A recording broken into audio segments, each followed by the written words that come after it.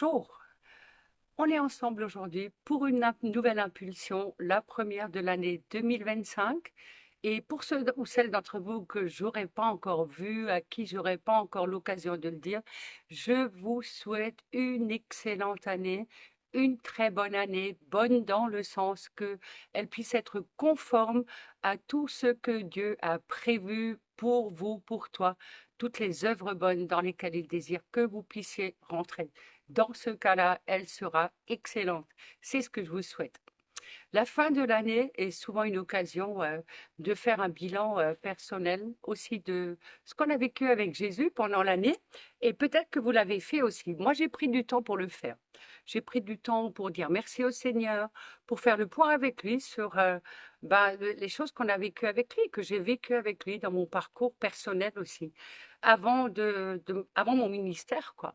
Puis j'ai aussi souhaité écouter Dieu sur ce qu'il a. J'avais l'impression qu'il a à nous dire et à me dire pour cette année à venir.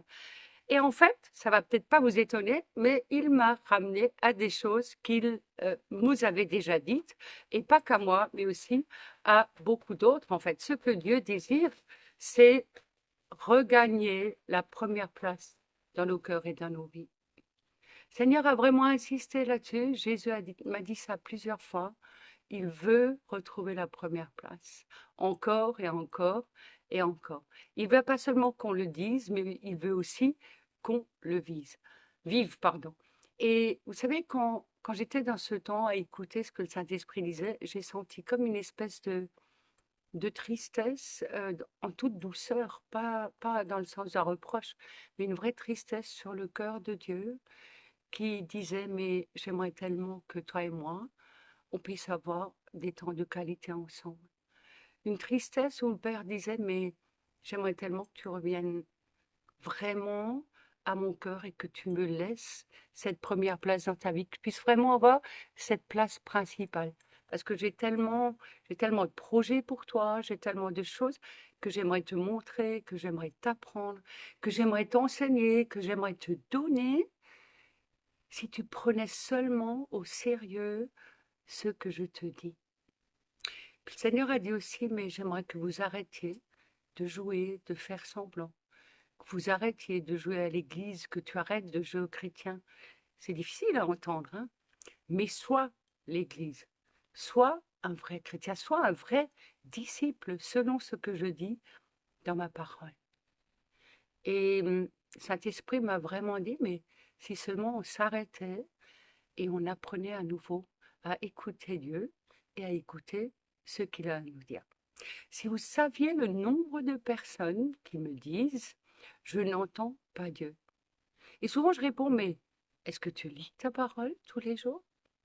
«Ah ben non, j'ai pas le temps». «Mais comment est-ce que tu veux que Dieu te parle si tu commences pas à lire ta parole?» C'est sa parole, donc il parle dans sa parole. Et ça ne veut pas dire qu'on doit lire des pages et des pages et des pages, mais peut-être juste quelques versets. Lire la parole, pas pour la lire, mais la lire pour, avec cette soif et cette attente, de dire Seigneur, je veux que tu me parles. Réfléchir à la parole, la laisser nous travailler, la méditer, la planter en nous par la foi, dans la prière. Écouter vraiment ce que Dieu nous dit. Et à l'écoute, il y a aussi l'obéissance qui suit en fait derrière. Et le Seigneur m'a dit, j'avais l'impression, mais dis-leur de encourage-les, encourage-les à se fixer des objectifs tout simples. Oh, vous savez, pas plein de bonnes résolutions qu'on ne tient même pas jusqu'au 31 janvier, ça ne sert pas grand-chose, mais des vrais objectifs spirituels. Par exemple, je décide de commencer le matin au café ou avant mon café de lire ma Bible tous les matins, de prendre juste un temps, un instant. Juste un temps de qualité qui soit court ou long, ça n'a pas tellement d'importance, mais un temps de qualité avec Jésus, avec le Saint-Esprit, pour l'écouter, me parler. Je vais prendre un moment pour l'adorer tous les jours, pour le prier, pour le chercher dans mon cœur. Je vais décider de mettre en place une nouvelle discipline pour ma vie, car finalement, c'est moi qui décide, hein. Il n'y a personne d'autre qui peut le faire à votre place. Moi, je peux vous encourager, mais moi, je ne peux pas décider pour vous. Mais dans le but de dire aussi, mais je veux aligner ma vie sur ce que dit la parole de Dieu. Et vous savez, les mots adoration, intimité, parole de Dieu, obéissance à la parole, repentance quand c'est nécessaire, mais aussi Église et famille. Mais ces mots-là sont revenus comme en boucle pendant tous ces jours où j'ai pris ce temps pour écouter ce que le Seigneur voulait nous dire. Et je crois que le Père nous ramène encore à ces choses, parce que c'est les fondements de notre foi, en fait, de notre relation avec lui, pour cette année 2025 aussi. Alors, concernant l'obéissance à la parole de Dieu, je me suis dit, mais si on prenait la décision tous les matins, concernant un court passage qu'on vient de lire, de dire, OK Seigneur, aujourd'hui, je vais tout essayer pour mettre en pratique ce que j'ai lu, et de le mettre en pratique le jour même sans le reporter. Sinon, ça reste une théorie, en fait. Et avec cette foi que Dieu s'engage et dit, si tu fais ça, moi je te promets que je vais m'occuper de créer les opportunités, pardon, pour que tu puisses obéir à la parole. Et je reviens aussi sur cette question, si tu ne penses pas que Dieu te parle, si tu penses, pardon, que Dieu ne te parle pas. Je voudrais t'encourager à réfléchir, quand est-ce que Dieu t'a parlé la dernière fois? Puis pose-toi la question, quand il t'a parlé, est-ce que tu as fait ce qu'il t'a dit? Ou est-ce que tu as utilisé ce qu'il t'a dit pour aller de l'avant? Reviens à cet endroit. Si tu ne l'as pas fait, alors mets-le en pratique et tu verras, il va te parler de nouveau. Pourquoi est-ce qu'il nous parlerait? En fait, c'est logique et ça ne sert à rien. S'il parle, il parle, il parle et nous, on n'écoute pas, bah, ça ne sert à rien, quoi. Mais souviens-toi, ça c'est l'essentiel, que bah, Dieu t'aime. Dieu t'aime et c'est parce qu'il t'aime qu'il désire avec toi, avoir avec toi, pardon, cette relation d'intimité. Une relation d'un père avec ses fils et ses filles, et qu'il désire aussi que nous puissions avoir les uns avec les autres une vraie relation d'amour fondée dans son amour à lui. C'est extraordinaire parce que Dieu a des tonnes et des tonnes et des tonnes de plans. Est-ce que tu le sais? Pour ta vie, pour ta famille, pour ton territoire, pour ton pays, mais il peut les révéler à personne et encore moins les accomplir si personne ne s'y intéresse et ne se donne la peine de chercher ses plans, d'écouter ce qu'il a à dire et aussi de le mettre en pratique. Et en fait, je crois vraiment, c'est ce que le Seigneur nous dit constamment, c'est reviens à moi là où peut-être tu t'es arrêté, là où tu t'es planté, c'est pas grave, reviens et reprends à partir de là et tu pourras de nouveau aller de l'avant parce qu'il va te remettre debout chaque fois. Une autre chose que le Seigneur m'a mise vraiment à cœur pour cette année, c'est pas nouveau non plus, mais visiblement, c'est quelque chose qui est vraiment indispensable, c'est cette urgence pour le chrétien de ne plus rester seul, mais d'être vraiment en église, d'avoir une vraie église, une vraie famille. Pour être dans une église et avoir une église, il faut aussi avoir une discipline d'église. Il faut pratiquer l'église, il faut se soumettre en église, il faut servir en église et avec l'église, et arrêter, excusez-moi pour l'expression, mais d'aller bouffer à tous les râteliers. Dieu veut équiper chacun de nous personnellement, ça c'est sûr. Mais Dieu veut aussi que nous servions ensemble et qu'il y ait cette visibilité de sa famille sur la terre, parce que souvenez-vous, Jésus a dit, je vous ai donné ma gloire, afin que vous soyez un, afin que le monde croie. Il y a une autre raison, c'est aussi parce que les temps dans lesquels nous sommes et les temps à venir, et on le voit déjà de plus en plus, il y aura de plus en plus de loups dans la bergerie. Jésus l'a annoncé, pardon, et dans les Épîtres, on peut le lire aussi, l'apôtre Paul nous avertit, il y aura de plus en plus de faux pasteurs, il y aura de plus en plus de faux prophètes, de faux enseignants qui vont séduire, pas le monde, écoutez bien, mais les chrétiens, et nous aveugler par leurs paroles en nous faisant des discours qui nous plaisent. Et ce n'est pas biblique. Paul insiste en le disant à Timothée dans sa lettre. Et aujourd'hui, vous vous rendez bien compte, on peut écouter le pour et le vrai et le contraire en passant d'une vidéo à l'autre sur Internet.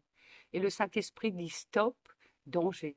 Première chose, apprends toi-même à développer ton intimité avec moi et écouter ce que moi j'ai à te dire. Puis sois fidèle à l'église dans laquelle je t'ai placé et n'abandonne pas ton assemblée. Ça veut dire que si tu n'as pas d'église, il y a une urgence pour que tu en trouves une. Puis le Seigneur m'a donné un verset de Jean 7 que vous connaissez, c'est Jésus qui dit « Crois en moi, afin que des fleuves d'eau vive jaillissent de toi ». de plus profond de ton être, comme le dit l'Écriture. Et Jésus prophétisait au sujet du Saint-Esprit que les croyants étaient préparés à recevoir. Et je crois de tout mon cœur que c'est le désir profond de Dieu pour chacun de nous, pour cette année, un nouveau déversement de son Esprit Saint, de sa gloire dans nos vies, au milieu de nous dans l'Église. C'est à ça que ressemble le réveil, il me semble. Car Dieu veut nous réveiller. Dieu veut nous réveiller pour que nous puissions toucher d'autres. C'est pour ça que cette année, nous, chez nous, ici, nous faisons une école de réveil parce que Dieu, je crois que Dieu veut vraiment nous réveiller. C'est quelque chose qui brûle sur mon cœur jour et nuit. Mais vivre une vie de l'esprit est la seule façon possible pour amener d'autres à rencontrer Dieu. Et ça veut dire qu'il faut qu'on vive nos journées avec cet objectif de ne pas accomplir nos agendas, mais de faire sa volonté et d'accepter de nous laisser utiliser par lui, de nous laisser déranger dans notre quotidien, dans notre programme, de nous laisser chambouler par lui. Vous savez, être rempli du Saint-Esprit, ça ne renvoie pas à une expérience que nous aurions pu faire il y a un certain nombre de mois, voire d'années. Non, ça ne se mesure pas à ce que je contiens, mais ça se mesure à ce qui coule de moi. Parce que ce n'est que dans le déversement continuel, en fait, de la présence du Saint-Esprit au travers de nos vies que nous sommes vraiment remplis du Saint-Esprit et que ça se voit, en fait. Et c'est dans cette condition aussi que nous serons le plus susceptibles d'amener d'autres ou de donner le désir à d'autres, de rencontrer Jésus, de rencontrer Dieu. Et je crois que c'est vraiment important qu'on le dise tous les jours, Saint-Esprit, j'ai besoin d'une nouvelle rencontre avec toi. Aujourd'hui, je ne peux pas avancer et servir sans toi. Et je veux être un canal qui est ouvert à ta présence. Et vous savez, ce verset de Jean 7, il est tellement beau parce que c'est une image qui est super profonde en fait. Et il nous enseigne ce qui se passe lorsque nous servons, lorsque nous exerçons son ministère sous l'onction du Saint-Esprit. Ce qui se passe et ce que Dieu veut faire au travers de nous. En fait, c'est comme une rivière, c'est même comme un fleuve qui coule de nous, avec du débit. Et cette rivière, c'est le Saint-Esprit. Ça ne peut pas être plus clair, en fait. Il coule de nous. Et cette fois, l'image n'est pas celle, vous savez, d'une bouteille qu'on remplit pour le contenir, non, mais c'est l'image d'une rivière qui se déverse pour avoir un impact sur la géographie spirituelle autour de nous. Oui, le Saint-Esprit vit en nous, et c'est super, mais il ne vit pas en nous pour rester en nous, il vit en nous pour déborder de nous, pour être comme une rivière, pardon, et non pas juste un lac avec de l'eau stagnante qui dort et qui ne bouge pas. Le Saint-Esprit est constamment en mouvement. Le Saint-Esprit est une présence qui coule et qui porte le cœur et l'amour du Père et qui désire saturer la terre avec les œuvres de Jésus. Et ça, mes amis, c'est le cœur du Père et le cri du cœur du Père pour nous, pour cette année. Je veux déverser ma présence sur toi. Je veux remplir ta vie de mes bénédictions et des manifestations de ma bonté. Pour que ça fasse un effet boule de neige, si je peux me permettre de le dire comme ça, pour que les barrages de résistance sautent dans la vie des autres. Et pour que ce fleuve se répande à travers toi, dans le cœur et dans la vie des autres, de ceux que tu vas rencontrer. Vous savez, hier matin, j'étais assise encore dans mon fauteuil, en train de réfléchir au réveil, de prier et proclamer les évangiles où on voit que Jésus guérissait les malades et accomplissait des signes et des miracles. Et je proclamais à la fois, je disais, mais Seigneur, je veux vivre ça cette année avec toi. C'est le cri de mon cœur. Et devant moi, alors que j'étais assise dans ce fauteuil, je voyais un tableau. En fait, c'est une photo où il y a Thierry et moi sur un bateau en Israël, sur la mer de Galilée. Et on regarde l'horizon et la mer est calme. Et c'est une photo qui est magnifique. Et le Saint-Esprit m'a dit, tu vois, l'importance cette année, c'est d'être dans le bateau. C'est d'être dans le bateau. Puis le Saint-Esprit m'a ramené à un autre souvenir. C'est qu'il y a un an, hier, jour pour jour, nous étions arrivés en Guadeloupe, parce que nos enfants étaient en Guadeloupe pour leur travail pendant une année. Et pendant notre séjour en Guadeloupe, ils nous ont offert une journée en excursion en bateau. C'était une journée magnifique. Et nous étions sur ce bateau ensemble. Et soudain, le capitaine nous dit, attention, tenez-vous, on va mettre la vitesse. Et donc, on est parti soudain, de manière assez imprévisible, à toute vitesse. Et le Saint-Esprit m'a dit, tu vois, le réveil, c'est comme ça. L'important, c'est d'être dans le bateau. C'est Jésus qui est le capitaine. C'est lui qui décide quand, quoi, comment. L'important, c'est que lui soit au gouvernail. Qu'il y ait la tempête, il est au gouvernail. Que la mer soit calme, il est au gouvernail. Qu'il pleuve, il est au gouvernail. Qu'il vente, il est au gouvernail. Mais quand c'est lui qui va décider que maintenant on y va à fond, va y avoir la vitesse. Et soudain, le réveil va venir. L'essentiel, c'est d'y être, d'être prêt et d'être dans ce bateau. Et j'aimerais te laisser cette question aujourd'hui pour cette année à venir aussi pour toi. Est-ce que tu es sûr d'être dans le bateau ou pas? Vous savez, je dis presque tous les jours au Seigneur, je ne voudrais pas être à côté, sur le rivage et regarder les autres qui foncent et qui vont dans les nouvelles choses et qui surfent avec le Saint-Esprit sur les vagues du réveil. Je veux être dans le bateau. J'espère que tu veux y être aussi et je t'invite à y réfléchir. Bonne journée à toi.